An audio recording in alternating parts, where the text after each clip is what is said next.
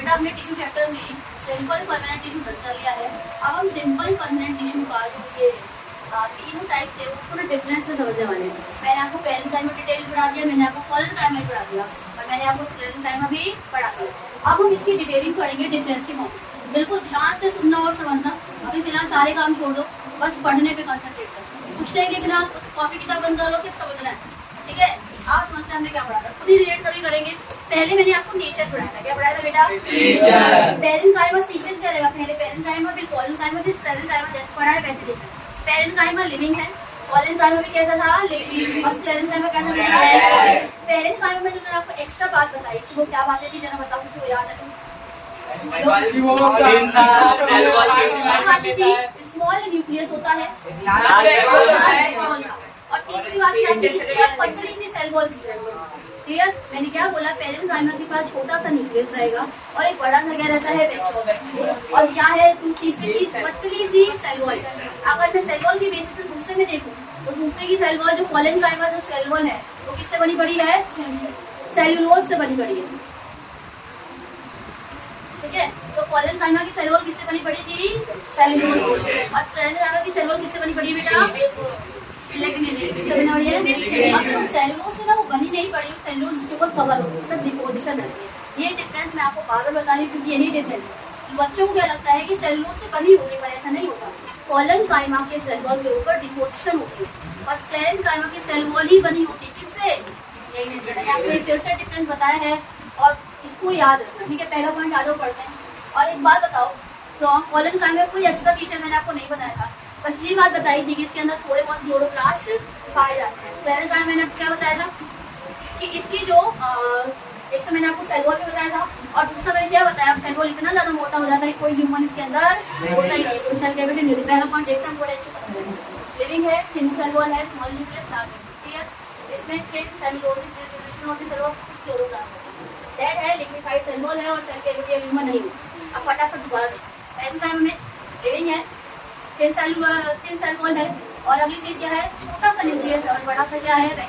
Collenchyma पे आ जाओ, living है, थोड़े से क्लोरोप्लास्ट पाए जाते हैं और सेलुलोज की डिपोजिशन है जिसके ऊपर स्क्लेरेन्काइमा पे आ जाते हैं। मैं देख नहीं रही, तुम्हारे सामने देख के बोल रही हूँ, तुम्हें भी ऐसी कोशिश करना कि याद हो जाए तो ऐसे ही बोलोगे। स्क्लेरेन्काइमा आ जाओ, डेड है, ठीक है। क्या इसमें ह्यूमन होता है? नहीं होता। इसकी जो सेल वॉल है किससे मिलकर बनी पड़ी है? पहला पॉइंट सबको क्लियर? कुछ रटना पड़ा? हमें नहीं रटना पड़ा, हमने तीनों अच्छे से पढ़े और हमें पहला पॉइंट सबका अच्छे से क्लियर हो गया। अब दूसरे पॉइंट पे आते हैं हम, किसमें? इंटरसेलुलर स्पेस को बिना देखे बता सकते हैं। पेरेन्काइमा में होता है और बहुत ज्यादा होता है।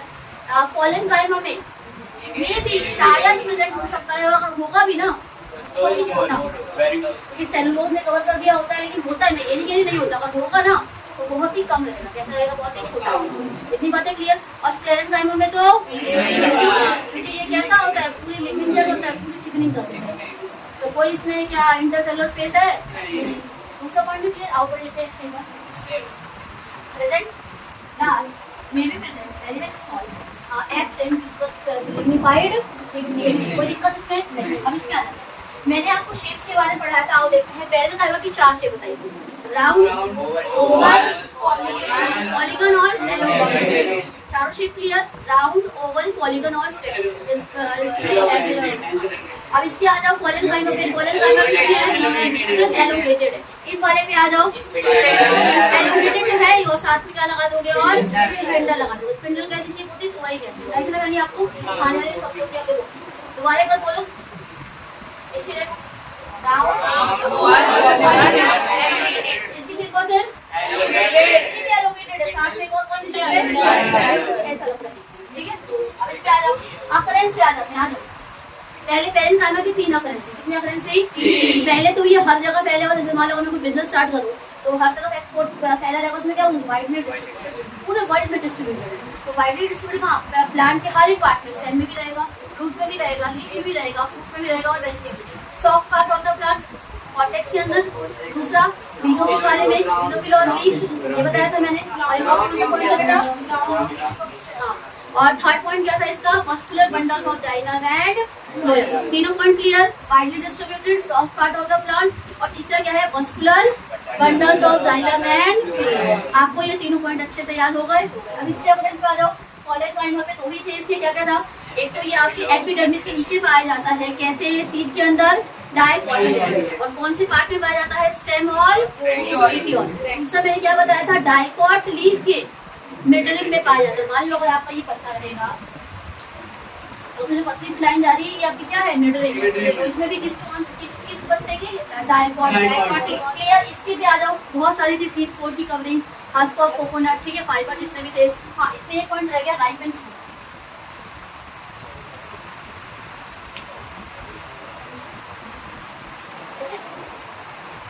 इतनी बातें क्लियर, जो बहुत सारी है, seed coat, covering of coconut, husk of coconut, coil of coconut, ये सारी जो क्या पाया जा रहा था आपका सैलन का पाया जा रहा था, ठीक है। मैंने ओवरऑल लिखा है, मैंने स्टडीड ऑफ फाइबर की बेसिस में डिफरेंस दिया। फंक्शन पे आ जाए, इसके 6 फंक्शन थे, फूड स्टोरेज, और फूड स्टोरेज था, फोटोसिंथेसिस था, फ्लोरेंसी था, फूड स्टोरेज वेस्ट को स्टोर करना, खाने को, वेस्ट को और पानी को, 3 को एक साथ स्टोर करने वाला एक साथ करो, खाने को, पानी को और वेस्ट को, हो गया 3 स्टोर वाले हो गए, खाने को, पानी को और वेस्ट को स्टोर करो, तो सारे स्टोर वाले एक साथ बोलो, ठीक है, खाने को, पानी को और वाटर।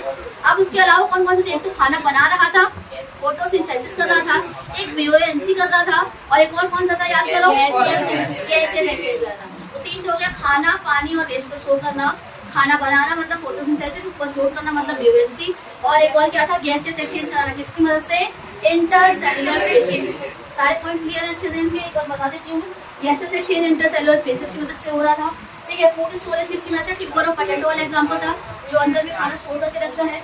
वेस्ट प्रोडक्ट का था, टेनिन्स, रेसिन्स और गम्स वाला एग्जांपल था। फोटोसिंथेसिस में जिस भी सेल के अंदर, पेरेन्काइमा सेल के अंदर क्लोरोप्लास्ट पाए जाएंगे, उस सेल को हम बेटा क्या कह देंगे, क्लोरोप्लास्ट कह देंगे, और इसमें हेल्प करेगा फिर आपके फोटोसिंथेसिस। बीओएनसी में क्या था, जो एक्वेटिक प्लांट्स होते हैं उनके अंदर लार्ज लेवल कैविटी होती है, जिसको हम एरेनकाइमा कह देते हैं, जिसमें वो क्या करते हैं, फ्लोट करने लगते हैं। अब देखो फॉस्फेट को स्टोरेज कर रहा था सक्यूलेंट्स वाले प्लांट में, डेजर्ट एरिया प्लांट जैसे कि आपका कैक्टस हो गया और पंछिया हो गया, ये किस कैटेगरी के अंदर आते हैं, सक्यूलेंट कैटेगरी के अंदर आते हैं। तो वो क्या कर रहे थे, पानी को अपने मुसीबत के, वहाँ पे देखो धूप ज्यादा होती है, वहाँ पे पत्ते नहीं है, अब उनमें ज्यादा पत्ता है तो ज्यादा पानी आएगा, मतलब वो क्या करते हैं, अपने को मॉडिफाई कर देते हैं अपने उस कंडीशन के हिसाब से। पत्ते किसमें मॉडिफाई हो जाते हैं, कांटों में, तो पत्ता ही था पहले लेकिन वो किसमें कन्वर्ट हो गया है, कांटे के अंदर। जिसके फंक्शन पे आ जाए बहुत सारे, मैकेनिकल स्ट्रेंथ, पोलेनकाइमा क्या कर रहा होगा, मैकेनिकल स्ट्रेंथ दे रहा था, इलास्टिसिटी, फ्लेक्सिबिलिटी, ये सब देंगे, ये वाली बात याद रखो। मैकेनिकल स्ट्रेंथ ये भी देता है, ये भी देता है, इलास्टिसिटी ये भी देता है, ये भी देता है, फ्लेक्सिबिलिटी ये भी देता है, और बस ये एक्स्ट्रा में क्या देना है, स्टिफनेस देना है, और इसमें वो एक्स्ट्रा में क्या देता है, बेंडिंग कराएगा बिना उस प्लांट को तोड़े। देखो सारी चीजें same, mechanical strength, elasticity, tensile strength भी कर सकते हो, और एक और चीज याद ही फ्लेक्सिबिलिटी, ये सब में आ रही है। इसमें एक्स्ट्रा क्या आ गया, स्टिफनेस आ गया, इसमें उसी एक्स्ट्रा क्या आ जाएगा, बेंडिंग विदाउट ब्रेक, बिना पत्तों को तोड़े, स्टेम को तोड़े क्या करते हैं वो बेंडिंग कराते हैं। इसमें एक और बात क्या आती है, क्लोरोप्लास्ट जब खाना बनाता है तो क्लोरोप्लास्ट है ना हमारे सेल के अंदर, तो वो क्या क्या बना रहा था बेटा, स्टार्च और शुगर। मेरे ख्याल से बहुत ही अच्छे से हमें डिफरेंस क्लियर हो गया होगा। क्लियर, एक बार फिर से स्टार्टिंग से बोल के फटाफट बोले।